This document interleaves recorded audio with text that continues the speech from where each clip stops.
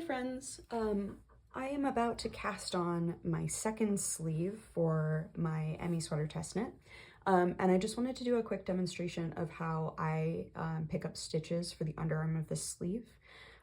So this is my underarm. I have my cast on stitches here, and I'm sure you've noticed that when you pick up and knit your cast on stitches into your sleeve, you end up with these big gaps where these corners are. So this is where the end of the cast on is, and this is obviously the first stitch on the needles. So you could end up with these big holes in those corners. And you can always close up those holes by weaving your ends through them, but I use a different method that I prefer since it's a little more secure and a little bit neater. So basically what you're going to do is, instead of picking up and knitting the same number of stitches that you cast on for your body, you're going to add 2 extra pick up and knit stitches, 1 in each corner gap, so 1 here and 1 here. And then in the next round after that, you're going to decrease out those stitches to get you back to the right number of stitches on your needles. So in this case, I have 6 stitches on my cast on edge. So I'll pick up and knit 6 stitches, 1 for each of the cast-ons, and then 2 extra in my corners for a total of 8. So if you have 10 stitches in your cast-on edge, you'll pick up and knit a total of 12, and you can scale that up or down for however many cast-on stitches you have. So I'm going to start in the center of my cast-on edge. So because I have 6 cast-on stitches, I'm going to start in the center at that 3. So here's 1, 2, 3, and then these last 3 I'll cast on the other go-around. And that's just to make sure that there's less tension on that first stitch, since it does have that long open tail. So I'm going to cast on 1, 2, and these are a little bit finicky, so just be patient with them. 3. It's a little bit easier to pick up and knit if you do it on that edge in just that one strand, but I find it to be more secure if you knit through the center of the stitch. But do that however feels comfortable to you and however you were taught. I'm self-taught, so I do it the way that it makes sense to me, but that doesn't mean it's the right way for everyone, or even the right way at all. So now that I've picked up and knit these 3 stitches, I'm just going to go ahead. The normal way is to then knit right into here, and then you've got that big gap. So I'm just going to go ahead and pick up 1 extra in the middle here. So I think this one is probably my center.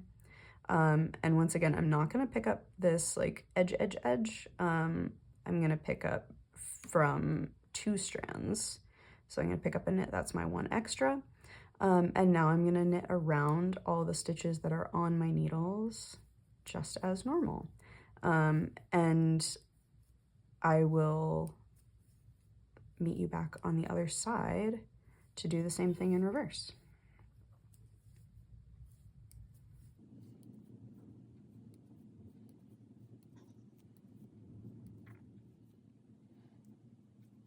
Okay, so as I come to this other side, I'm just going to do the same thing in reverse.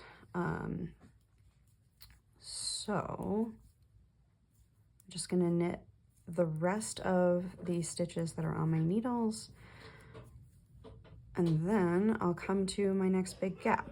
So here are my 3 cast-on stitches, if you can see. So this is the last one I knitted before, quite loose. I'll true that up later. And so then I have 1, 2, and 3. And then after that is just sort of pulling on the edge. So this is our gap.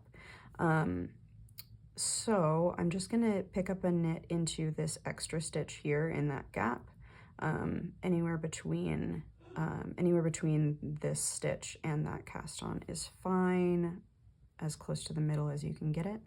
So that's my extra stitch. And then, where did I say? This one is quite tight. One, pick up a knit, one, and just be patient with these if you have to finagle them a little bit to get in there. 2, 3. All right, so that is my first round. All of my stitches are now picked up, and I can sort of tighten this one up just a little bit. And I currently have no big gaps. I've got some loose stitches which will be resolved once I get a little bit further, but I don't have any big gaps. But I do have 2 extra stitches that are 2 stitches too many for the count that I'm supposed to have, because I cast on my 6, and then I picked up and knitted my 6, and 2 extras. So I'm gonna go ahead and decrease out those 2 extras. So I'm just going to place my beginning of round here, and I'm going to go ahead and knit to 1 stitch before my extra stitch. So that's in this case 2, and then this is my last cast on, and that is my extra stitch, this one right here, and I'm going to knit these 2 stitches together as one, just decreasing out that stitch. And then I'm going to knit all the way around the sleeve as I did the last time, and we'll do, again, just the same thing in reverse on the other side.